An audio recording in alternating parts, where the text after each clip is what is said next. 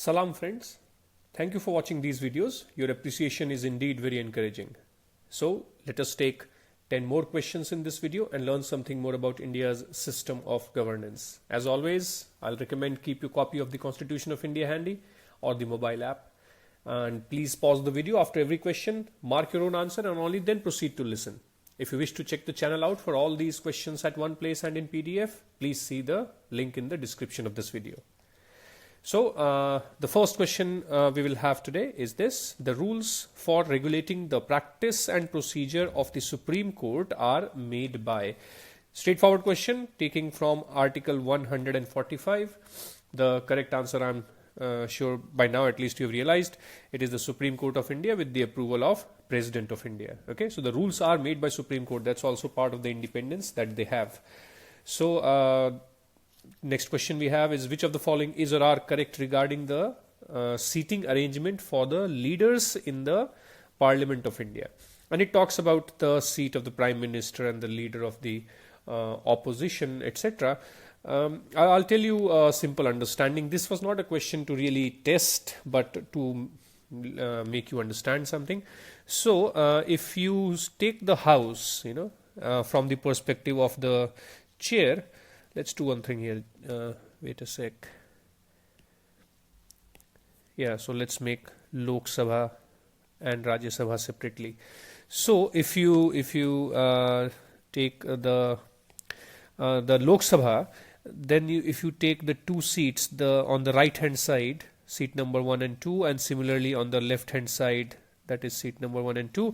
So on the right hand side in Lok Sabha, the first seat is always of the Prime Minister. Whether the Prime Minister is a member of the House or not, it is always the Prime Minister's seat, right?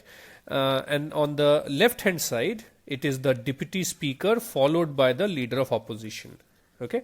Then if you see the Rajya Sabha, in the Rajya Sabha, similarly, the first seat is of the leader of that house. Okay, so if that is not the Prime Minister, then the second seat is of the Prime Minister always, right? Whereas on the left hand side, again, it is the Deputy Chairman followed by the Leader of Opposition. So that is how the seating arrangement is. So the primary difference is essentially in the first seat on the right hand side. And that is why, very interestingly, if you see the present Prime Minister Narendra Modi, he gets the first seat in Lok Sabha but the second seat in the Rajya Sabha. Whereas interestingly, Dr. Manmohan Singh had the first seat in both the houses. Nothing extraordinary, but something that you should just be aware out of interest if nothing else. So actually, in this case, both the statements are wrong for you, because it is not reserved for both the houses for PM, as well as the first seat on the left hand side is of the deputy presiding officer, not the leader of the opposition. So the correct answer you should take here is none of these. And not very surprisingly, as I said, it was not really a test but something for me to make you know and learn. Okay, so we go to the next question. The distribution of powers between center and states under the Constitution of India is based on the scheme provided under. This shouldn't have been a difficult question. I'm sure you know that the present system of federation that we have, in fact, the whole idea of creating a federation and the nature of it and the design of it came in the Government of India Act 1935. This had envisaged a federation which was to consist of British India and the princely states. The provinces in British India would have to join the federation, but this was not at all compulsory for the princely states. And of course, I'm sure you know, this federation never materialized because of lack of support from the required number of princely states. Okay. And moreover, this is the same act which divided the powers between center and the provinces into 3 lists, very much like what we have today, as what was called then as the federal, the provincial and the concurrent list. And an interesting thing you should know, that the residual powers under the Act of 1935, the residual powers were vested with the Viceroy. Okay, it was not with the central state, it was the Viceroy of India. Anyway, so that was Government of India Act 1935. So the next question we have is: the Constituent Assembly of India, which drafted the Constitution of India, was constituted under which of the following? Now, see, it may seem like a factual question, which indeed it is. It is a factual question, but definitely not difficult to answer. If you know some essential facts about the Constitution and the Constituent Assembly, and that is why, to make life slightly easy for the smart ones of you, I even added the years here to just help you, think also in case this fact you were not aware. So, for example, you should know that the Constituent Assembly was formed in 1946 itself, right? So, any date after 1947 should be after 1946 should be disregarded here, right? Even if you didn't know that, let's say, you should know that the Constitution was ready in November 1949, right? And it took almost 3 years to complete that. To be precise, it was some 13 days less than exact 3 years. So that again takes us to 1946, that it must have been appointed then. And if you have a good understanding of your subject of history, modern history especially, you would know that the cabinet mission, and by the way, it was named so because of the 3 cabinet ministers in Clement Attlee's cabinet who were in the mission. Pethick Lawrence, who was also the Secretary of State for India, Cripps and A.V. Alexander. Wavell was the Viceroy of India. So the mission had come to discuss the modalities of transfer of power, essentially with 2 objectives: to devise the machinery which will make the Constitution of India, as well as to make arrangements for the interim government, right? So if you see, for example, the Mountbatten Plan. The Mountbatten Plan was essentially the last of the proposal placed on the table before the passage of the Indian Independence Act, which ultimately resulted in the independence of the country. So many of the provisions of the Mountbatten Plan were themselves incorporated into the Independence Act. Cripps' mission here essentially was to secure cooperation in the war, the Second World War, with certain promises in return, such as a Dominion status, with an option to secede from the Commonwealth and such things. So that is anyway irrelevant. So the correct answer for us, we know, is the Cabinet Mission Plan. Anyway, next question we have is: the concurrent list in the Constitution of India has been borrowed from the Constitution of which of the following countries? There is nothing extraordinary to learn here, but even by elimination you should be able to bring it out that actually it was Australia.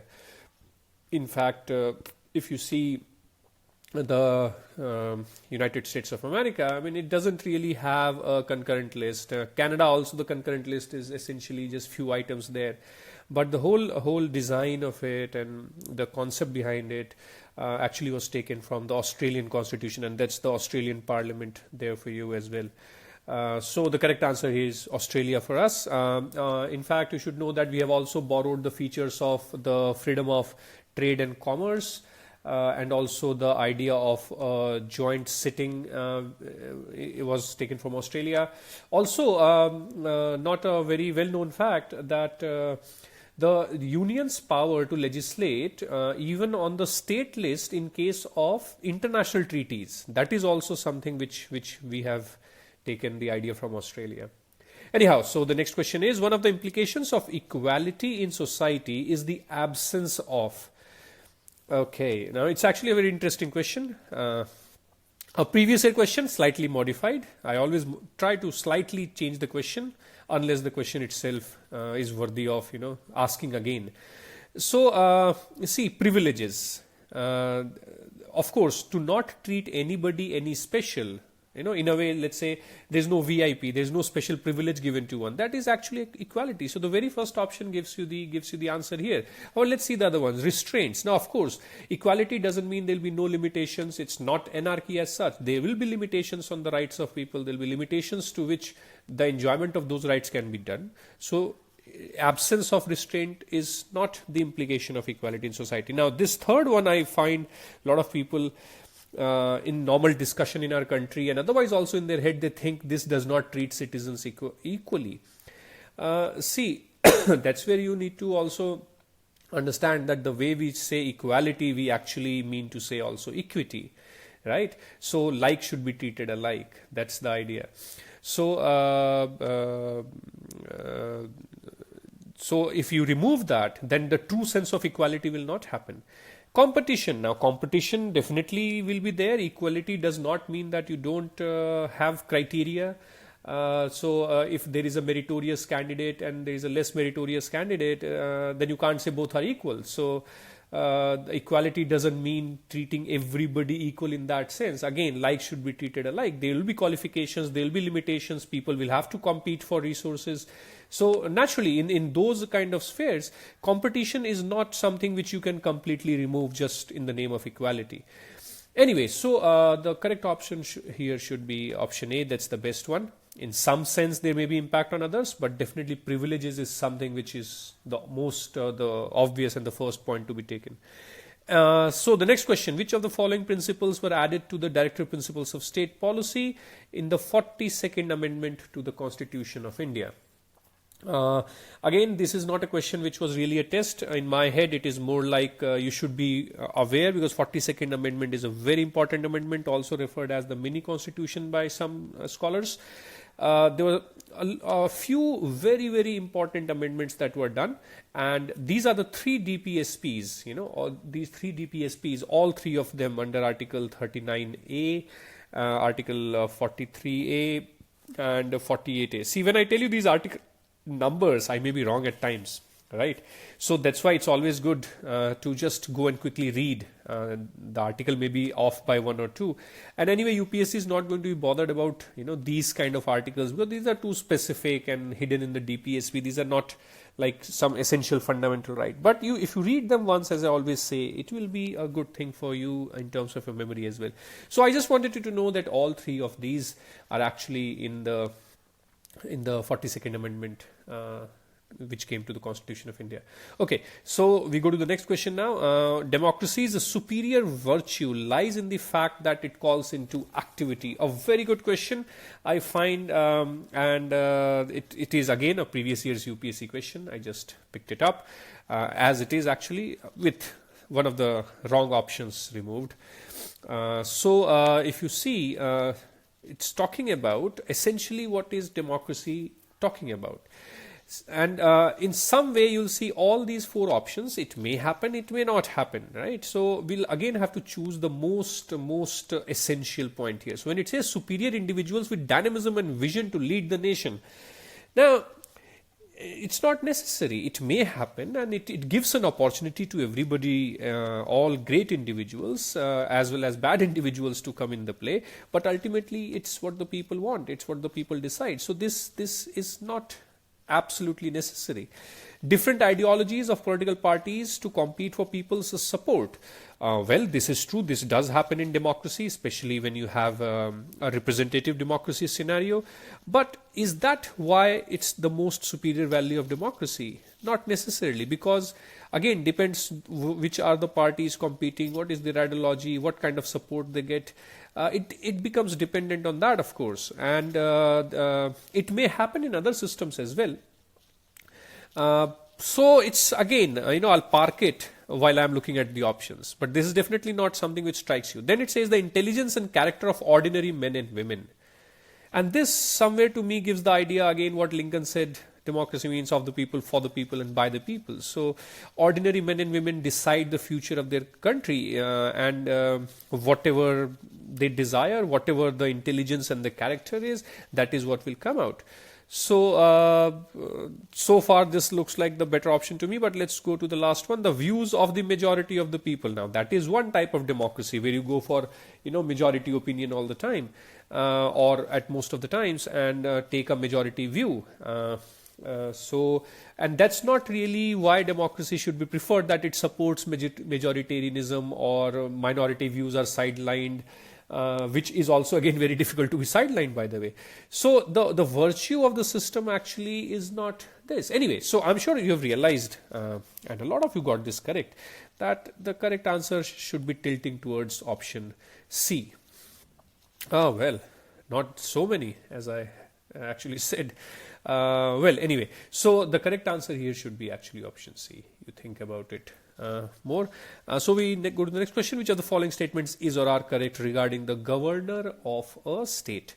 Okay, so the emoluments and the allowances of the governor shall not be diminished during his or her term of office. Yes, that is correct. This is taken straight away from Article 158, conditions of governor's service.